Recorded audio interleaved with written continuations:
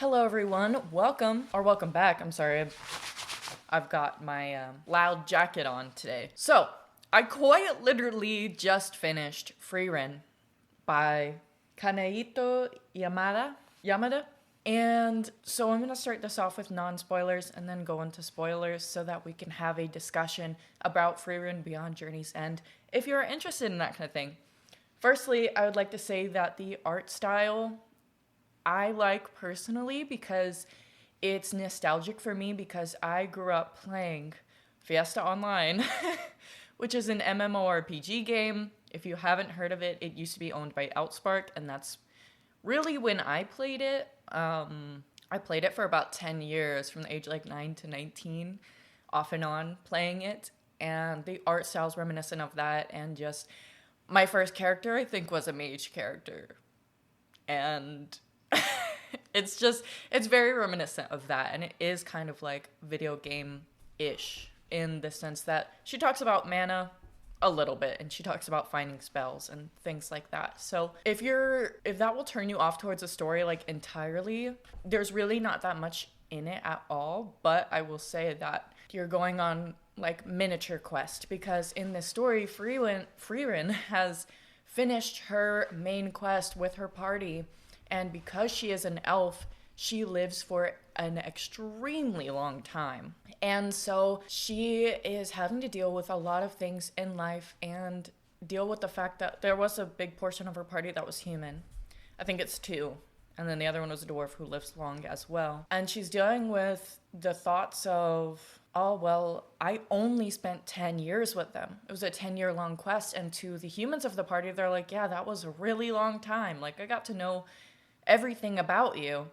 And then she feels the complete opposite, that she didn't really get to know anyone in her party and didn't really respect anyone's time. So she is trying to discover what, I wouldn't say the meaning of life, but the meaning of friendships and relationships and time and the value of time, as it's so hard for her, because I know that she's at least 1,000 years old in this book, because in the end it talked about her studying as an apprentice 1,000 years ago.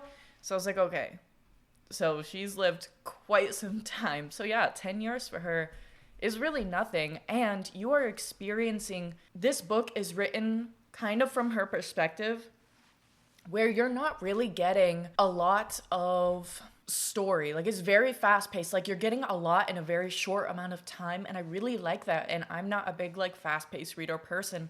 I think if you are, you'll really enjoy this. But even if you aren't, as long as you know, hey, I am seeing this from the perspective of an elf. And as I was reading it, I started to realize that we are seeing it through her eyes. So we are seeing these panels that are like snippets of her life, because that's probably how she remembers them. It's probably how she experiences things. It's just like if you were to think about something that happened when you were a kid, you may only remember like a small section of that. And as you grow throughout this, you start to see more and more of her memories as she's completing these, what seem like minuscule quests, but they're really trying to discover and learn more about the people that she defeated the Demon King with. So that is super, super awesome. I have really, really been enjoying this. Obviously, part of it has to do with the art style. I think art style is a huge part of fantasy, obviously. A part of manga. And it is a fantasy, and I love fantasy, as you can see. And it's very different from One Piece, very different from John Gwynne, freaking George R. R. Martin. Obviously, like, I felt like this was a bit of a fresh kind of read, where I literally could sit down and read this and probably not even take an hour to read it, or maybe a little over. I don't know. I wasn't like timing it or anything, but it is a very, very quick read and just so great. I think that this book tackles important subject matter, not necessarily in the most lighthearted way, but it feels lighthearted as you're going through it, and you're like, oh, like, this is tackling themes of people wanting to off themselves and things like that. But it happens so quickly, and it's the way that things are resolved is very, very well done. It's very well written. And I think that it does feel like a breath of fresh air. So even though it tackles these really difficult subjects of grief, it is also kind of will help people like have a different perspective in life, very possibly. And I think that is exactly what she is trying to do, is trying to get different perspectives in life and not be as selfish as she previously was, because she's learning and she's growing, and aren't we all? And I think that's just such a beautiful story. So I'm going to go ahead and get into spoilers. If I had to rate this, I mean, it would be a 5 out of 5 for sure. I mean, this was amazing, but I'm going to get into spoilers, so bye. If you haven't read this, bye.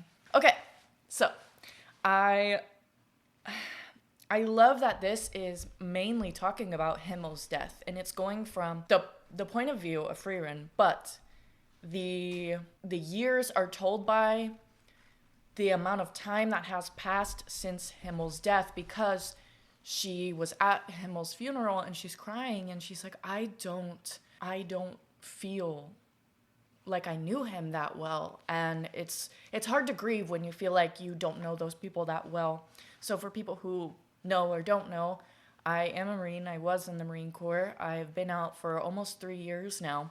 And I have known people to pass away, and I do have friends that I was a little bit closer to, but at the same time, it felt like I wasn't close enough to be able to grieve them properly or be able to celebrate their life properly. And I think that that is exactly what she is going through here, on a different scope, of course. But I think that if you have experienced grief and you have experienced loss, then like this book can really be for anybody, and just finding new perspectives on life and how other people view the world, and how she doesn't even realize what she's doing, because she's like, I don't even know why this is important, but I'm just going to do this because this is what this person or this person would have done. And I really love this book. I think it's great. The flower scene with her putting the crown of flowers on Himmel's statue, I keep thinking about that scene. I think it's the most memorable out of all of these. Also, Fern, about to jump off of a cliff